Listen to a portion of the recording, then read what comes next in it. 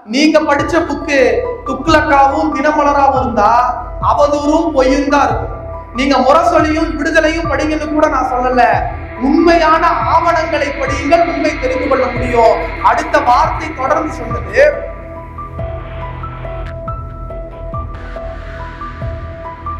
சர்க்காரியா கமிஷனை குறித்து எம்ஜிஆர் அவர்கள் ஆளுநருக்கு ஒரு கடிதம் அனுப்புகிறார். ஆளுநர் குடியரசுத் தலைவருக்கு அனுப்புகிறார். குடியரசுத் தலைவர் சர்க்காரியா என்கிற ஆணையத்தை நியமிக்கிறார். வந்து நீங்க ஒரு தகவல் கொடுத்துருக்கீங்க, அதுல என்ன இருக்குன்னு சொல்லுங்கன்னு எம்ஜிஆரை கூட்ட போது, எனக்கெல்லாம் அதை பத்தி தெரியல, யாரோ சொன்னாரு, நான் கொடுத்துட்டேன்னு சொல்லி யார் அந்த குற்றச்சாட்டை எழுப்பினாரோ அவரே எனக்கு அதை பற்றி தெரியாது என்று ஓடிய வரலாறு தமிழ்நாட்டின் வரலாறு. திராவிட இயக்க கொள்கை முழக்கமாக இருக்கிற இயக்கத்தின் துணை பொதுச் செயலாளர் எங்கள் ஆருயிர் அண்ணன் ராஜா, அவர் மேல என்ன குற்றச்சாட்டு? 2G பாத்தீங்களா எவ்வளவு பெருசா வந்துருச்சு, 1,70,000 கோடி. தலைவர் கலைஞரின் வெற்றியை பொறுத்துக் கொள்ள முடியாதவர்கள், ஜனநாயக ரீதியாக சமூக ரீதியாக தலைவர் கலைஞர் செய்திருக்கக்கூடிய சாதனையை பொறுத்துக் கொள்ள முடியாதவர்கள் எப்படி அவதூறு பரப்பினார்களோ அதே வழியில் அண்ணன் ராஜாவின் மீதும் அவதூறுகள் பரப்பப்பட்டது 2G என்று சொல்லி OP சைனி என்கிற நீதி அரசர் சொன்னார். This is a well choreographed charge. இது ஒரு ஜோடிக்கப்பட்ட வழக்கு. காலை முதல் மாலை வரை நீதிமன்ற திறந்த வழி நீதிமன்றத்தில் அமர்ந்திருக்கு. இது அப்படியே அவர் சொன்ன வரி.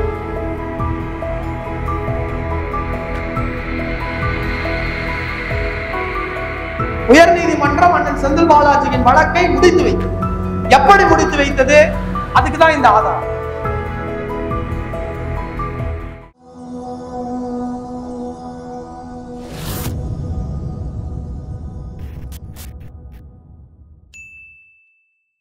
இடியாய் பெரியார் இறங்காதிருந்தால் அடியோடு ஒளிந்திருப்போம், எங்கள் அடிச்சுவடு மலிந்திருக்கும் என்கிற பெரியாரை குறித்த வரிகளை நினைவுபடுத்தி முத்தமிழறிஞர் தமிழின தலைவர் 50 ஆண்டு கால தமிழக அரசியல் வரலாற்றின் தலைப்புச் செய்தி, நம் நெஞ்சமெல்லாம் நிறைந்திருக்கிற தலைவர் கலைஞரின் பின் நின்று திராவிட மாடல் ஆட்சி நடத்துகிற தமிழகத்தினுடைய தன்னிகரில்லாத முதல்வர், திராவிட முன்னேற்ற கழகத்தின் தலைவர், மரியாதைக்குரிய முத்துவேல் கருணாநிதி ஸ்டாலின் என்கிற அந்த மகத்தான தலைவன் காட்டியிருக்கிற வழியின் பின் நின்று இன்றைக்கு நாங்கள் தான் இந்தியாவை ஆட்சி செய்கிறோம், நாங்கள் தான் வலிமையானவர்கள், நாங்கள் சொல்வதைத்தான் இந்தியாவில் இருக்கக்கூடிய அனைவரும் கேட்க வேண்டும் என்று முழக்கமிடுகிற மோடியாக இருந்தாலும் அமித்ஷாவாக இருந்தாலும் அவர்கள் அத்தனை பேரையும் நடுங்க வைக்கிற ஒற்றை பெயர் இருக்கிறது. அந்த ஒற்றை பெயர் எங்கள் கழகத்தின் இளைஞரணி செயலாளர், தமிழ்நாட்டின் விளையாட்டு மேம்பாட்டுத்துறையினுடைய அமைச்சர் அண்ணன் உதயநிதி ஸ்டாலின் என்று என்னுடைய உரையை ஆரம்பம் செய்கிறேன். கோவை சமூக நீதி கூட்டமைப்பு சார்பில் ஏற்பாடு செய்யப்பட்டிருக்கிற சமூக நீதியும் ஜனநாயகமும் என்கிற கருத்தரங்கத்தின் தலைவர் வழக்கறிஞர் அருமை தோழர் திராவிட மாணவர் பேரவையின் சிகாமணி அவர்களே, முன்னிலை பொறுப்பினை ஏற்று நிகழ்ச்சியிலே பேசி விடைபெற்றிருக்கிற மாநில திராவிட முன்னேற்ற கழகத்தினுடைய ஐடி விங் துணை செயலாளர் அண்ணன் தமிழ்மறை அவர்களே, வரவேற்புரை ஆட்சி அமர்ந்திருக்கிற திராவிட இயக்க தமிழர் பேரவையினுடைய கோபிநாத் அவர்களே, சமூக நீதி கூட்டமைப்பு என்கிற பெயரில் இயக்கம் நடத்துகிற அண்ணன் GM ரஃபீக் அவர்களே, மேலும் எனக்கு முன்பாக உரையாற்றி இருக்கிற திராவிட முன்னேற்ற கழகத்தின் தோழர்களே, மிகுந்த தெளிந்த உரையை ஆட்சி, உரை என்று சொல்லாமல் சிந்தனையை தூண்டுகிற அளவிற்கு ஒரு சிந்தனை தெளிவுள்ள பேச்சை நிகழ்த்திவிட்டு அமர்ந்திருக்கிற திராவிட இயக்க தமிழர் பேரவையினுடைய துணை பொதுச் செயலாளர், தமிழ்நாடு முழுவதும் திராவிட இயக்க கருத்துக்களை, அது 20 பேர் இருந்தாலும் சரி, 2 பேர் இருந்தாலும் சரி, ஒரே ஒருவர் இருந்தாலும் சரி, அந்த ஒருத்தரும் இல்லைன்னாலும் சரி, கேமரா இருந்தாலும் சரி இல்லைன்னாலும் சரி, 1 மணி நேரத்திற்கு மிகாமல் உரையாற்றி விட்டு அமர்கிற பாசத்துக்குரிய அண்ணன் எங்கள் பொள்ளாச்சி பகுதியை சார்ந்தவர் காசு நாகராஜன் அவர்களே, மேலும் இந்த நிகழ்ச்சியிலே பங்கெடுத்திருக்கிற அருமை தோழர்களே, உங்கள் அனைவருக்கும் நன்றி. ஜனநாயகமும் சமூக நீதியும் என்கிற தலைப்பு, இந்த தலைப்பை குறித்து மிக தெளிவான உரையை நாகராஜன் அவர்கள் ஆட்சி விட்ட பிறகு என்ன பேச முடியும் என்று நான் உட்கார்ந்திருக்கிற போது எனக்குள் ஒரு சிந்தனை இருந்தது. ஒரு தவறு செஞ்சுட்டோம், முன்னாடி நம்ம பேசிட்டு இறுதியா அண்ணனை பேச விட்டுருக்கணும் என்கிற எண்ணம் இருந்தது.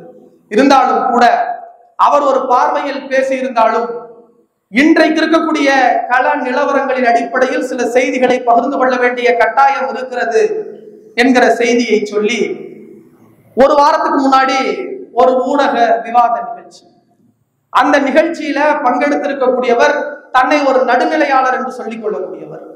பாரதிய ஜனதாவை சார்ந்தவரோ இல்ல அண்ணனை சொன்ன போற நாக்பூர் தமிழர் கட்சியை சார்ந்தவரோ இல்லை, நடுநிலையாளர் என்று சொல்லிக் கொள்ளக்கூடியவர். அவர் என்கிட்ட கேட்ட கேள்வி, சர்க்காரியா கமிஷன்ல விஞ்ஞானபூர்வமாக கலைஞர் ஊழல் செய்திருக்கிறார், அந்த கட்சியிலிருந்து வந்து நீங்கள் இவ்வளவு ஏக்கானம் பேசலாமா என்று கேட்டார். நான் உடனடியா நெறியாளர்கிட்ட சொல்லி விவாதத்தை நிறுத்தி, சர்க்காரியா கமிஷன்ல எந்த இடத்துல விஞ்ஞானபூர்வமான ஊழல் என்கிற வார்த்தை இருக்கிறது என்று கலந்து கொண்ட அந்த தோழர் சொல்ல வேண்டும் என்று சொன்னேன். நீங்க கவனிக்கணும், ஏதோ தெருமுனையில் நின்று பேசுவதல்ல, மிக முக்கியமான ஒரு ஊடகம். அந்த ஊடகத்துல நின்று நம்ம பேசுறோங்கிற ஒரு புணர்வுணர்வோடு இல்லாம அந்த தோழர் சொன்ன பதில் என்ன தெரியுமா? நீங்க படிச்ச புக்ல இல்ல, நான் படிச்ச புக்ல இருக்குன்னு சொன்னாங்க. அடுத்து நான் ஒரு பதில் சொன்னேன். நான் என்ன சொன்னேன்னா, நீங்க படிச்ச புக்கு துக்ளக்காவும் தினமலராவும் இருந்தா அவதூறும் பொய்யும் தான் இருக்கும். நீங்க முரசொலியும் விடுதலையும் படிங்கன்னு கூட நான் சொல்லல, உண்மையான ஆவணங்களை படியுங்கள், உண்மை தெரிந்து கொள்ள முடியும். அடுத்த வார்த்தை தொடர்ந்து சொன்னது, சர்க்காரியா கமிஷன்ல எந்த இடத்துல இருக்குன்னு அந்த அம்மாக்கு தெரியல, அந்த தோழருக்கு தெரியல. நான் தொடர்ந்து சொன்னேன், இந்த குற்றச்சாட்டை எழுப்புனதாவது யாருன்னு தெரியுமா? அதுவும் தெரியல. இந்த குற்றச்சாட்டு எப்படி முடிவுக்கு வந்துச்சுன்னு தெரியுமா? அதுவும் தெரியல. வந்திருக்கிற தோழர்களுக்கு சொல்லுகிறேன், சர்க்காரியா கமிஷனை குறித்து எம்ஜிஆர் அவர்கள் ஆளுநருக்கு ஒரு கடிதம் அனுப்புகிறார், ஆளுநர் குடியரசுத் தலைவருக்கு அனுப்புகிறார், குடியரசுத் தலைவர் சர்க்காரியா என்கிற ஆணையத்தை நியமிக்கிறார். வந்து நீங்க ஒரு தகவல் கொடுத்துருக்கீங்க, அதுல என்ன இருக்குன்னு சொல்லுங்கன்னு எம்ஜிஆரை கூட்ட போது, எனக்கெல்லாம் அதை பத்தி தெரியல, யாரோ சொன்னாரு நான் கொடுத்துட்டேன்னு சொல்லி யார் அந்த குற்றச்சாட்டை எழுப்பினாரோ அவரே எனக்கு அதை பற்றி தெரியாது என்று ஓடிய வரலாறு தமிழ்நாட்டின் வரலாறு. ஆனா இன்னைக்கு வரைக்கும் அவர்கள் செய்யக்கூடிய அந்த கருத்து பரப்புரைகளின் மூலமாக நாம் விவாதங்களில் அமர்ந்து வெகு மக்கள் பார்க்கக்கூடிய ஒரு நிகழ்வில இருக்கிறோம் என்கிற ஒரு உணர்வு இல்லாம நேரடியா போய் சொன்னாங்க. அந்த தோழருக்கு நான் அதே இடத்துல ஒரு சவால் விட்டுட்டு வந்தேன். சர்க்காரியா கமிஷன்ல அந்த வார்த்தையை நீங்க காமிச்சிட்டீங்கன்னு சொன்னா நீங்கள் கேட்கக்கூடிய எதையும் செய்து கொடுப்பதற்கு நாங்கள் தயார் என்று சொல்லி இன்றோடு சரியாக ஒரு வருடம் ஆகிறது. இன்றைக்கு வரைக்கும் அவரால் காட்ட முடியவில்லை, என்றைக்கும் அவரால் காட்ட முடியாது.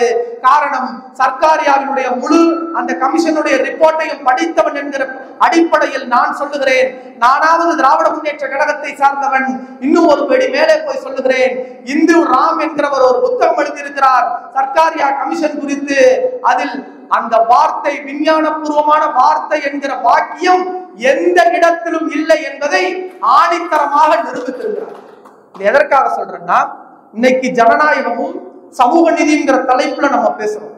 ஜனநாயகத்தில் நின்று மக்களின் அன்பை பெற்று வாக்குகளை வாங்கி இன்றைக்கு நாம் ஆட்சி அதிகாரத்தில் அமர்கிற போது இவர்கள் எளிமையாக நம்மவர்கள் மீது வைக்கக்கூடிய ஒரே அவதூறு பரப்புரை. இன்றைக்கு இந்தியன் 2 படம் வந்திருக்கு, தோழர்களுக்கு தெரியும். இந்தியன் 2 என்ன சொல்லுது? பிற்படுத்தப்பட்ட ஒடுக்கப்பட்ட விளிம்பு நிலையில் இருக்கிற மக்கள் அனைவரும் ஊழல்வாதிகள், ஊழல் செய்யக்கூடியவர்கள். சங்கருங்கிற ஒரு சங்கி எடுத்து வச்சிருக்கிற படம் இன்னைக்கு சமூக வலைதளத்துல இது 10 வருடம் 15 வருடம் முன்பு இருந்த தமிழ்நாடு இல்ல, இன்றைக்கு சமூக விழிப்புணர்வோடு இருக்கிற பெரியாரால் பக்குவப்படுத்தப்பட்டிருக்கிற மாநிலமாக தமிழ்நாடு என்கிற மாநிலம் இருக்கு. சங்கர் போன்றவர்கள் அவதூறு பரப்புனா அதை இன்னைக்கு சமூக வலைதளத்திலேயே நம்ம ஓட விரட்டி இருக்கிறோம். இதை எதற்காக சொல்றேன்னா, நம்மவர்கள் வளர்ந்து அது தலைவர் கலைஞரே ஆனாலும் அவர் மீது இவர்கள் எளிமையாக சொல்லக்கூடிய குற்றச்சாட்டு சர்க்காரியா கமிஷனும் விஞ்ஞானபூர்வமான ஊழலும் அதை அடித்து நொறுக்கக்கூடிய வேலைதான் இன்றைக்கு நாம் செய்து கொண்டிருக்கிறோம். ஜனநாயக ரீதியாக நம்மவர்கள் வெற்றி பெற்றால் அந்த வெற்றியை இவர்களால் ஏற்றுக்கொள்ள முடியாது. அந்த சமூக நீதி திட்டங்களை இவர்களால் பொறுத்து கொள்ள முடியாது. பள்ளிக்கூடங்களில் உணவு கொடுத்தால், காலை கொடுத்தால் தினமலர் போன்றவர்கள் போடுகிற செய்தியே நம்மவர்களின் வெற்றி இவர்களை எப்படி உறுத்துகிறது என்று நமக்கு தெரியும். இது தலைவர் கலைஞர் மீது வைத்த அவதூறுக்கு நம்ம சொல்லி இருக்கிற பதில் இன்றைக்கு வரைக்கும் சொல்லிட்டு இருக்கோம். அடுத்து யாரு? இன்றைய இயக்கத்தின் தலைவர், நம்முடைய தமிழகத்தினுடைய முதல்வர் தளபதி. தளபதியின் மீது என்ன குற்றச்சாட்டு, என்ன அவதூற பரப்புனாங்க? மேம்பாலம் கட்டினாரு சென்னையில, மேம்பால ஊழல்.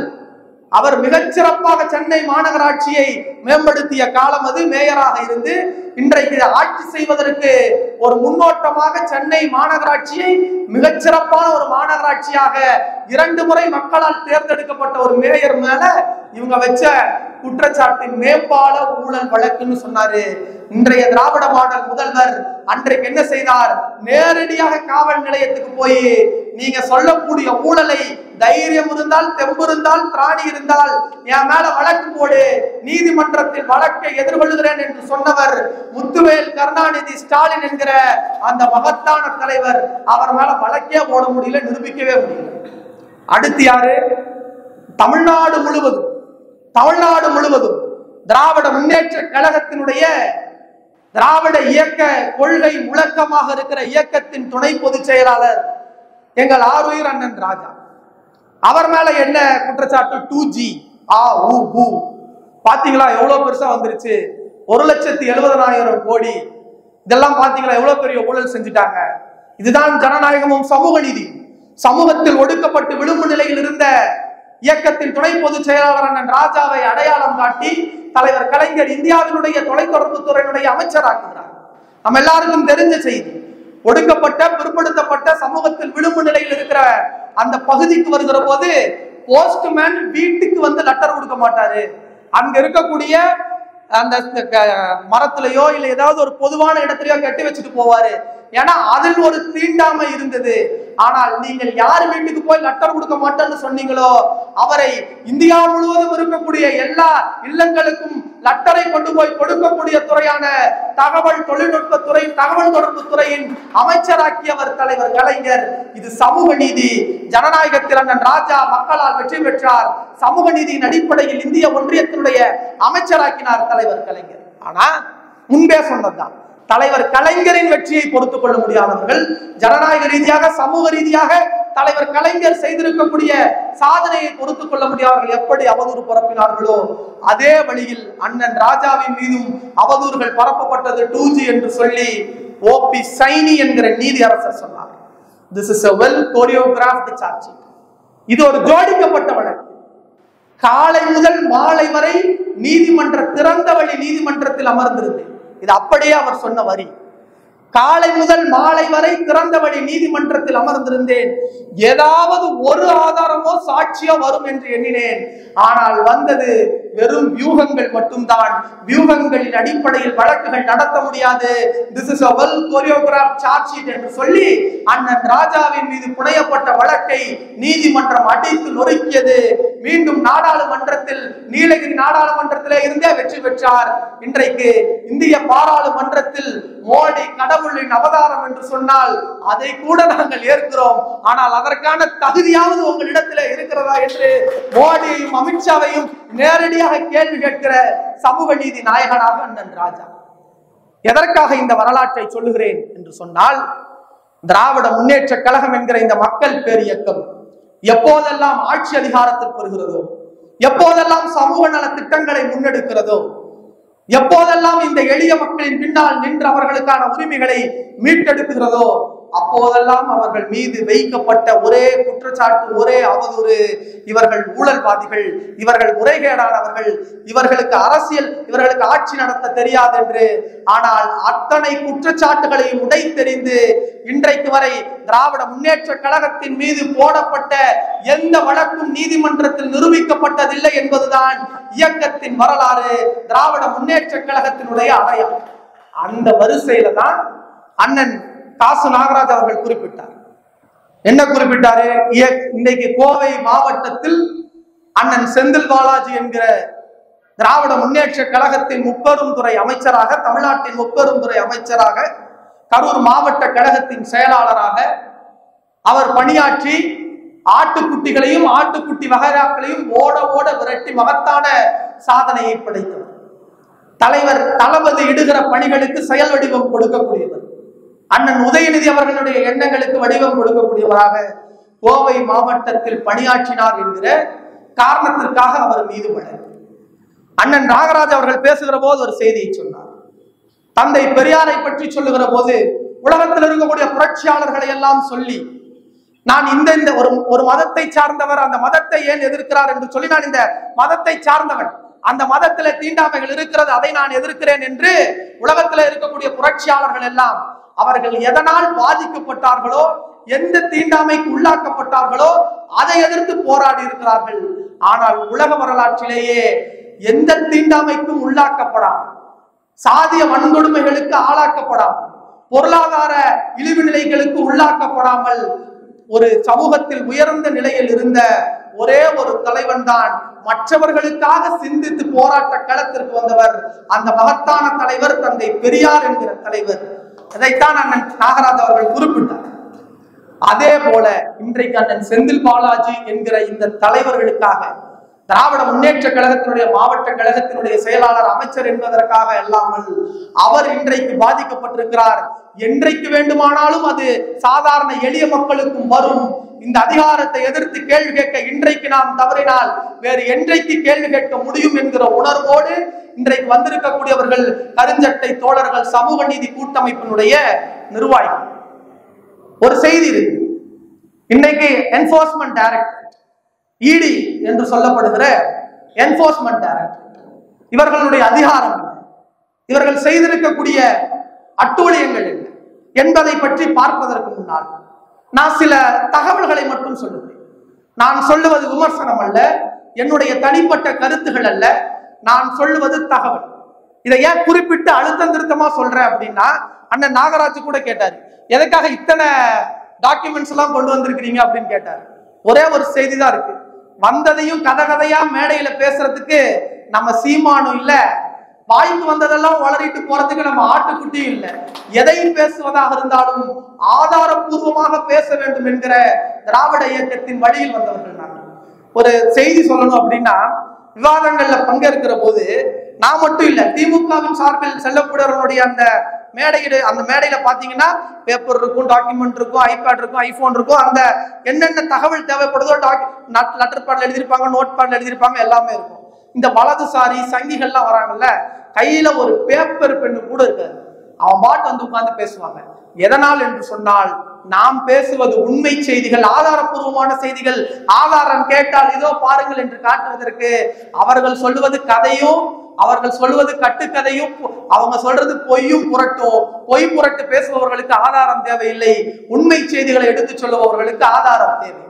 அதான் நான் இப்ப சொல்றதெல்லாம் உண்மை செய்தி என்கிற தகவலை சொல்லி, 2 ஆண்டுகள் சிறை வாசம் 2 ஆண்டுகள், ஒரு வருடத்துக்கு 365 நாள், 2 வருஷத்துக்கு 700 நாட்கள், ஏறத்தாழ 700 நாட்கள்ல 221 நாட்கள் ஒருத்தர் பரோல் இருக்கிறார். 700 நாட்கள் ஜெயில இருக்க வேண்டிய குற்றம் நிரூபிக்கப்பட்ட தண்டனை குற்றவாளி, அதாவது விசாரணை கைதி அல்ல, இன்வெஸ்டிகேஷன் பிரிசனர் அல்ல. அவர் உள்ளே இருப்பது இவர் செய்த குற்றம் உறுதி செய்யப்பட்ட குற்றம். அது என்ன குற்றம்? பெண்களை பாலியல் வல்லுறவுக்கு, பாலியல் தொந்தரவை ஏற்படுத்தினார் என்று சொல்லி சிறையில் அடைக்கப்பட்ட ஒருவர் 221 நாட்கள் பரோலில் இருக்கிறார். யாரு அப்படின்னு சொல்லி பாத்தீங்கன்னா, ராம் ரஹீம் அப்படிங்கிற ஒரு சாமியார். இவர் எதற்காக பரோல்ல இருக்கிறாருன்னு எனக்கு ஒரு ஆர்வம் இருந்துச்சு. அப்ப நான் தேடி பார்க்கிறேன், எப்பெல்லாம் இவருக்கு பரோல் கொடுக்குறாங்க அப்படின்னு சொல்லி நான் பார்க்கும்போது, கரெக்டா அவருக்கு பரோல் கொடுக்கக்கூடியது பஞ்சாப் தேர்தல் வரும்போது பரோல் கொடுக்குறாங்க, அடுத்து ஹரியானா தேர்தல் வரும்போது பரோல் கொடுக்குறாங்க, அடுத்து அசாம் தேர்தல் வரும்போது பரோல் கொடுக்குறாங்க. 221 நாட்கள் ஒருத்தர் பரோல்லையே வெளியிருக்கிறாரு. எப்பெல்லாம் பரோல் கொடுக்குறான்னா, தேர்தல் வரும்போதெல்லாம் பரோல் கொடுக்குறான். இந்த பரோலை கொடுத்தது நீதிமன்றம். இது ஒரு செய்தி.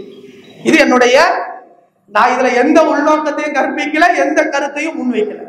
அடுத்து யாரு? அடுத்து இதே மாதிரி பாலியல் தொந்தரவை உள்ளடக்கி இவர் குற்றவாளி என்று நிரூபிக்கப்பட்டு 20 ஆண்டுகள் சிறை தண்டனை என்று உறுதி செய்யப்பட்டு சிறையில் அடைக்கப்பட்ட ஆசாராம்ங்கிற இன்னொரு சாமியார். அவர் போய் எப்பவும் பெயில் கேட்டாலும் கொடுக்குறான். அதுல அவங்க பெயில் கேட்டு வெளியே வந்து அவரோட பர்த்டே எல்லாம் செலிப்ரேட் பண்ணிட்டு திரும்ப உள்ள போறாரு. இது ஆசாராம் என்கிற ஒருத்தருக்கு, சாமியார் கூட வேண்டாங்க, அது யாரோட மனதாவது புண்படுத்துற மாதிரி நம்ம பேச வேண்டாம், தகவலை மட்டும் சொல்லுவோம். அவரை சிறையில இருந்து எப்ப கேட்டாலும் பெயில் கிடைக்குது, வெளியே வந்து கொண்டாடிட்டு போறாங்க. அடுத்து யாரு அப்படின்னு சொல்லி பாத்தீங்கன்னா, மனோஜ் குக்கானி அப்படிங்கிற ஒருத்தர். அவருக்கும் 96 பேரை கொலை செய்தாருங்கிற தண்டனை. அந்த கொலை வழக்குல உள்ள இருக்காரு.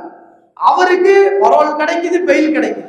எப்பெல்லாம் பரோல் கிடைக்குது, பெயில் கிடைக்குதுன்னா அவரினுடைய வாரிசுகளுக்கு பாரதிய ஜனதா சீட்டு கொடுத்திருக்கு, தேர்தல் பிரச்சாரத்தில் பங்கெடுப்பதற்கெல்லாம் பெயில் கிடைச்சது. ஆசாராம பாலியல் குற்றத்தில் தண்டிக்கப்பட்ட குற்றவாளி எப்போது கேட்டாலும் பரோல் கிடைக்கிறது.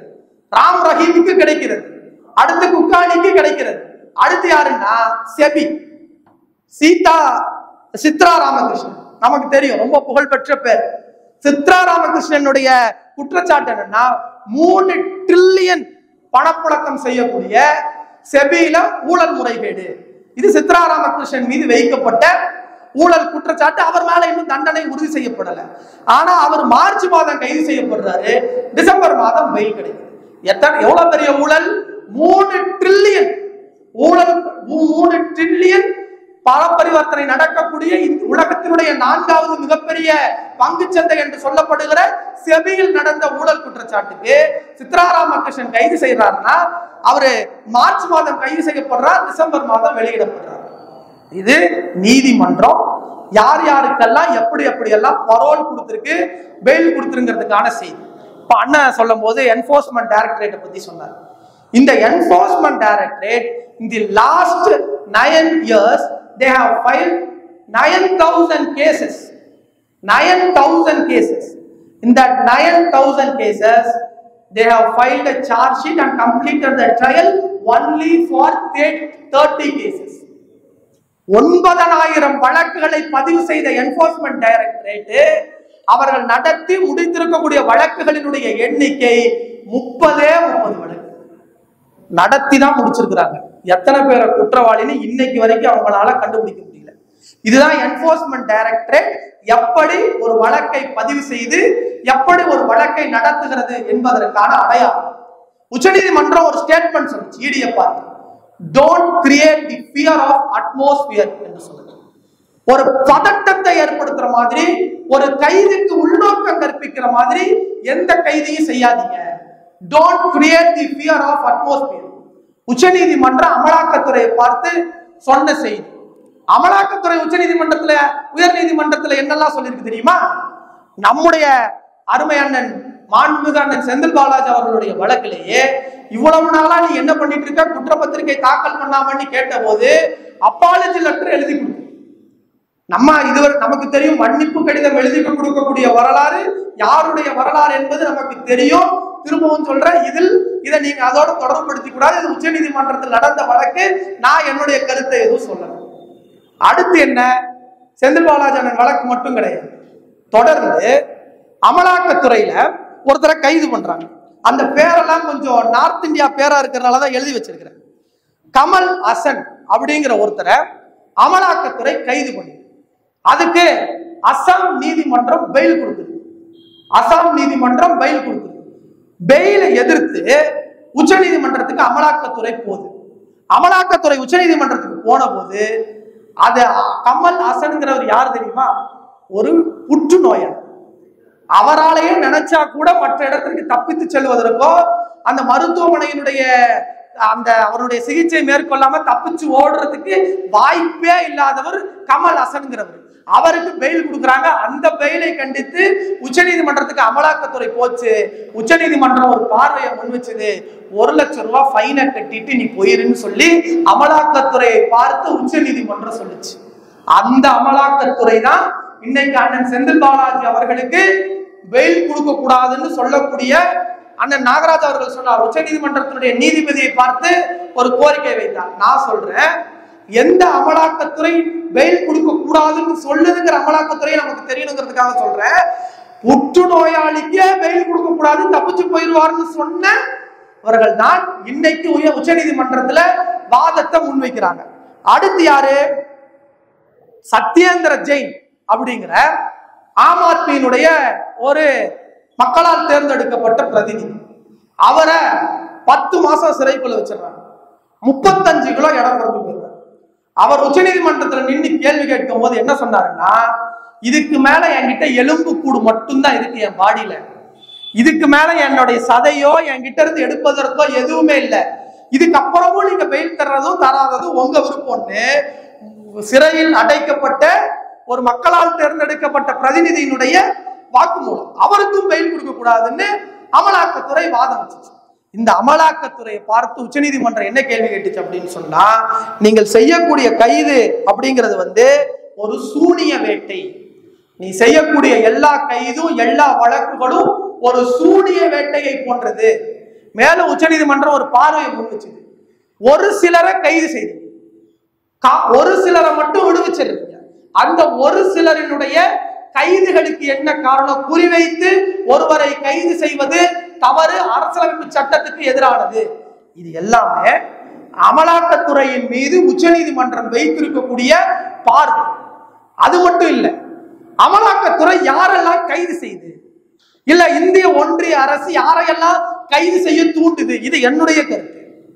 யாரையெல்லாம் கைது செய்ய தூண்டுது அப்படின்னு சொன்னா 95% யாரெல்லாம் ஒன்றிய பாஜக அரசை எதிர்த்து களத்தில் நின்று களமாடுகிறார்களோ அவர்களை கைது செய்திருக்கிறது.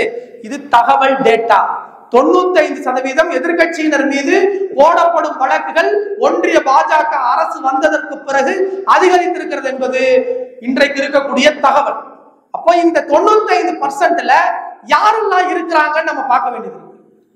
இவங்க பஞ்சாப்ல நாங்க எப்படியாவது ஆட்சியை புடிச்சிருவோம்னு பாஜக சொல்லிட்டு இருந்த போது, மணீஷ் சிசோடியாங்கிற ஆம் ஆத்மியினுடைய துணை முதல்வராக இருந்தவர் பஞ்சாபுக்கு போறாரு, அமலாக்கத்துறையால் கைது செய்யப்படுகிறார்.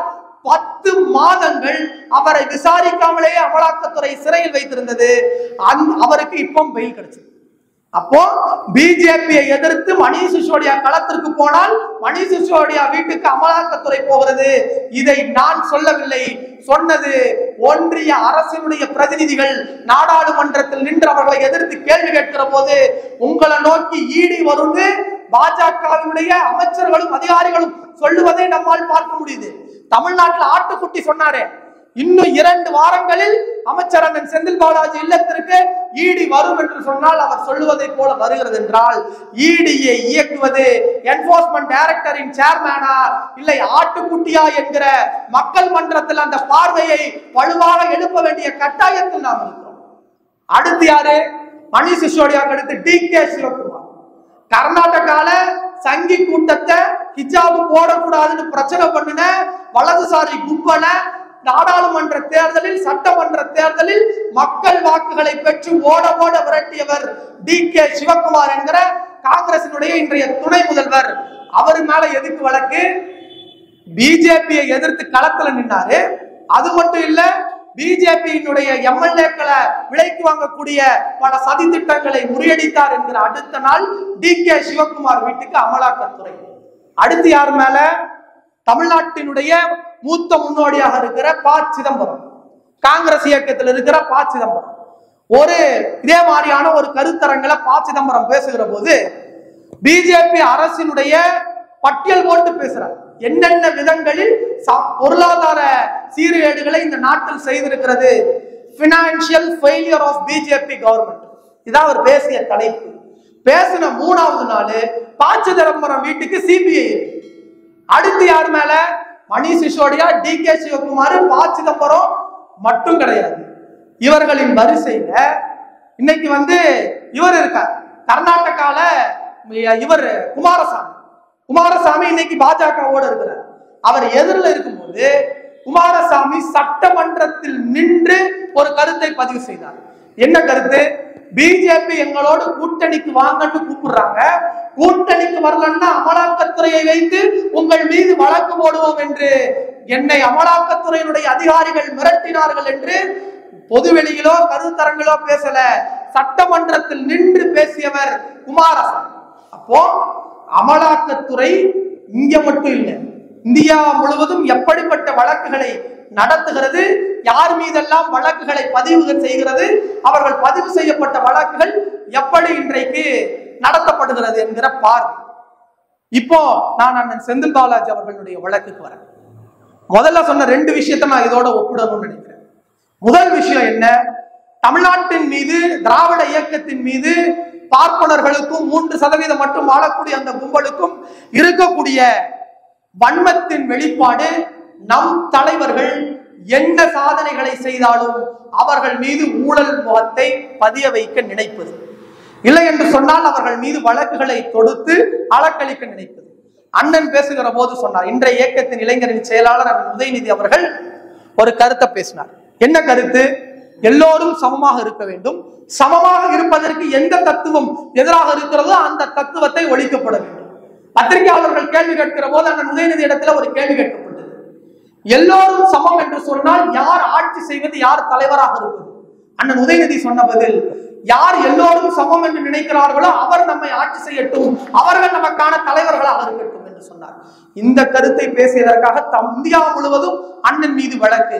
அண்ணன் உதயநிதி சொன்னார், நீ 1000 வழக்கு போட்டுக்கோ, நான் என் கருத்தை திரும்ப பெற முடியாது, நான் தந்தை பெரியாரின் பேரன், வழக்குகளை எதிர்கொள்ள தயார் என்று வழக்குகளை நாங்கள் இன்றைக்கு எதிர்கொள்வோம். அப்ப முதல் விஷயம், அவதூறினுடைய உச்சகட்ட வெளிப்பாடு அண்ணன் செந்தில் பாலாஜியினுடைய வழக்கில் ஒன்று இருக்கிறது. தொடர்ந்து நம்ம பார்க்கிறோம், காம்ப்ரமைசிங் பெட்டிஷன் போட்டாங்க. அண்ணன் செந்தில் பாலாஜி அவர்களுடைய வழக்கை உயர்நீதிமன்றம் முடித்து வைத்தது. உயர்நீதிமன்றம் அண்ணன் செந்தில் பாலாஜியின் வழக்கை முடித்து வைத்தது. எப்படி முடித்து வைத்தது? அதுக்குதான் இந்த ஆதாரம். இதுதான் அந்த ஜட்ஜ்மெண்ட் காப்பி. ஜட்ஜ்மெண்ட் யாரு கொடுக்குறாங்க அப்படின்னு சொன்னா, தி honourable high court justice Nirmal Kumar. அந்த நிர்மல் குமாரனுடைய வழக்குல அவர் சொல்லி இருக்கக்கூடிய ஸ்டேட்மெண்ட் என்ன அப்படின்னா, உங்கள் புரிதலுக்காக சொல்றேன். ஃபர்ஸ்ட் விஷயம், as regards A1 and A2 are concerned, there is no material to show that A1 and A2 directly involved in the transactions. Further, in this case, the appointment orders or any other document in respect of the transaction was not produced. Hence, the allegation seems to be general and vague in nature. இது இந்த கருத்தை சொன்ன உயர்நீதிமன்றம் quashes the proceedings as CC number 25 of 2021. இதத்தான் உயர்நீதிமன்றம் அண்ணன் செந்தில் பாலாஜி அவர்களின் வழக்கில் சொன்ன செய்தி.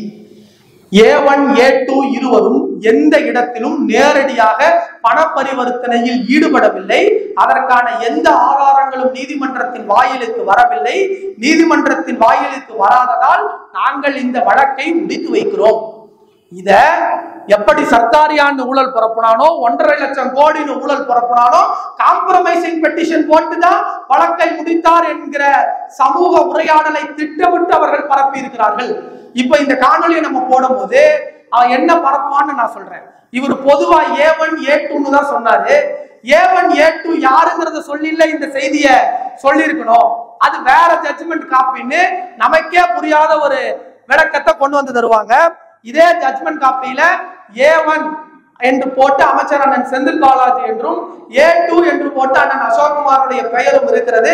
அந்த ஜட்ஜ்மெண்டினுடைய இறுதியில தான் அந்த உயர்நீதிமன்றம் சொல்லுது, there is no material to show that A1 and A2 are directly involved in any proceedings of this transaction. அப்போ திராவிட முன்னேற்ற கழகம் என்கிற இந்த இயக்கத்தை வலிமையாக கட்டமைக்கக்கூடியவர்கள் யாராக இருந்தாலும் அவர்கள் மீது, அண்ணன் உதயநிதி மீது கருத்தை பேசியதற்காக இந்தியா முழுவதும் வழக்கு.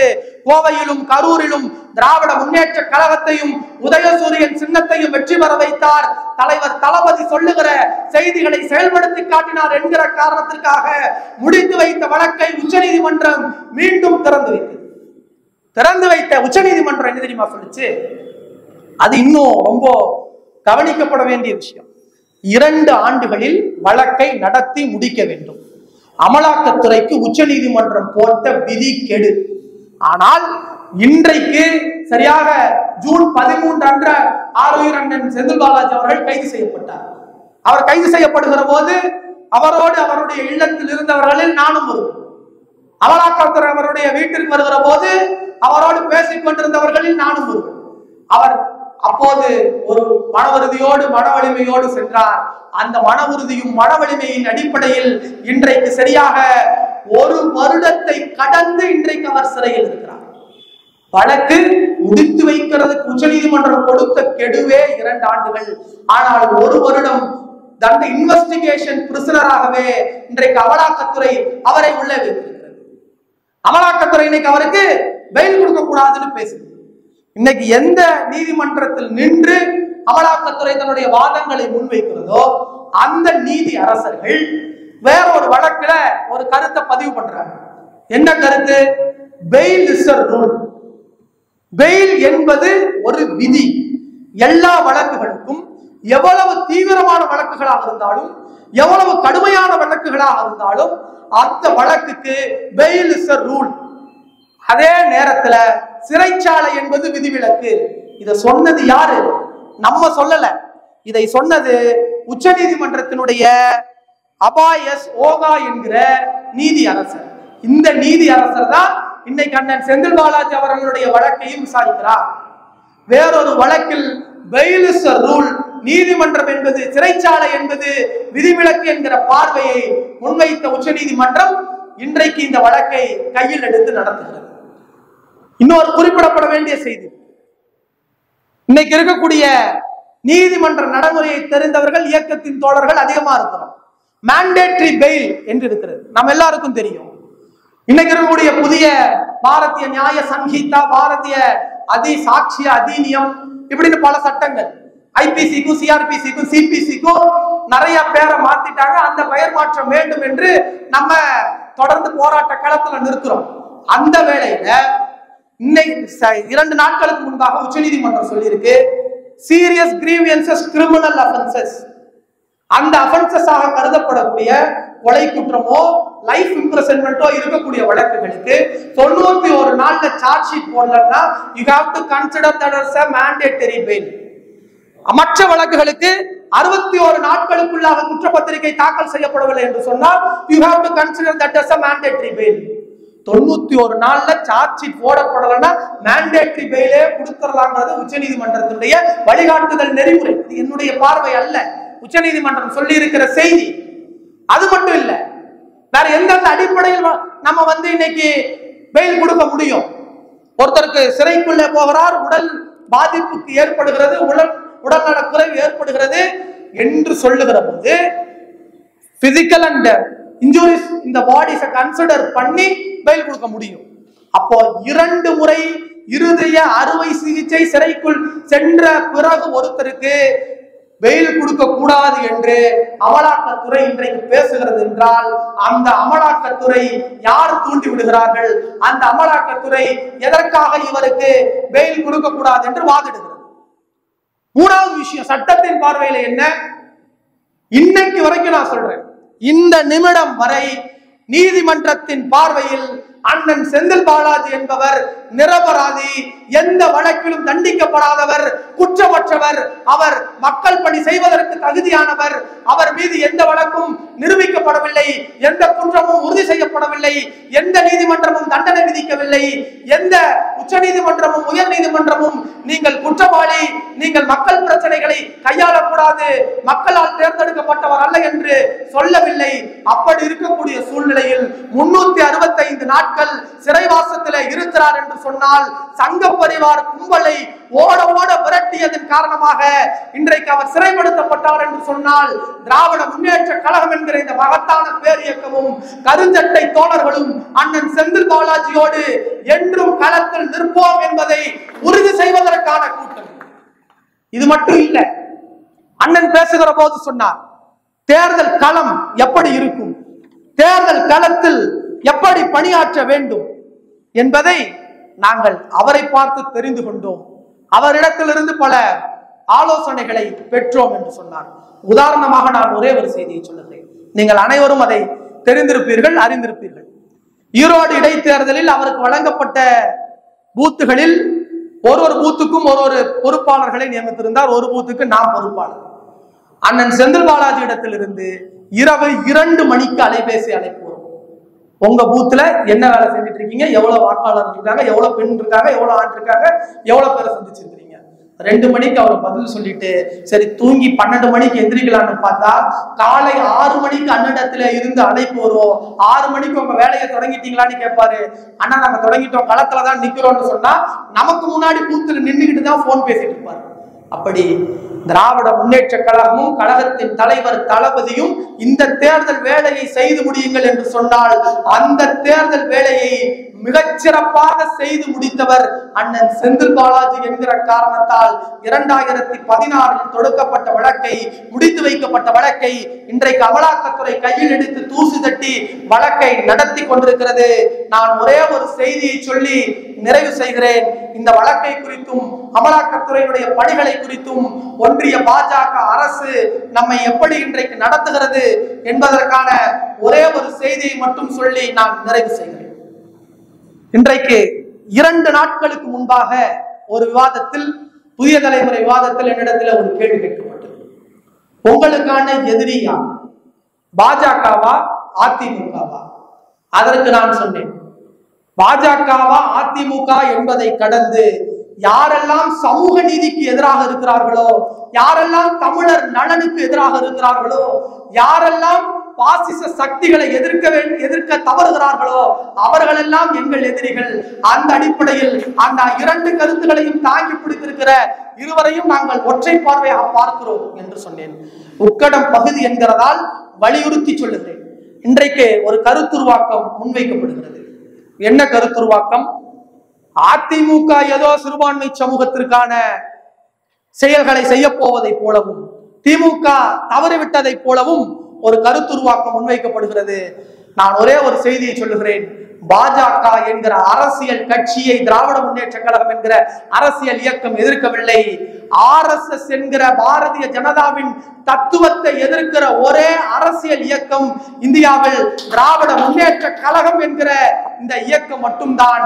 அமலாக்கத்துறை ஆக இருக்கட்டும், மற்ற வலதுசாரிகளாக இருக்கட்டும், பாரதிய ஜனதாவை எதிர்க்கக்கூடிய அண்ணன் செந்தில் பாலாஜியின் மீது வழக்கு போடுகிறார்கள். பாரதிய ஜனதாவை எதிர்க்கக்கூடிய அண்ணன் உதயநிதியின் மீது வழக்கு போடுகிறார்கள்.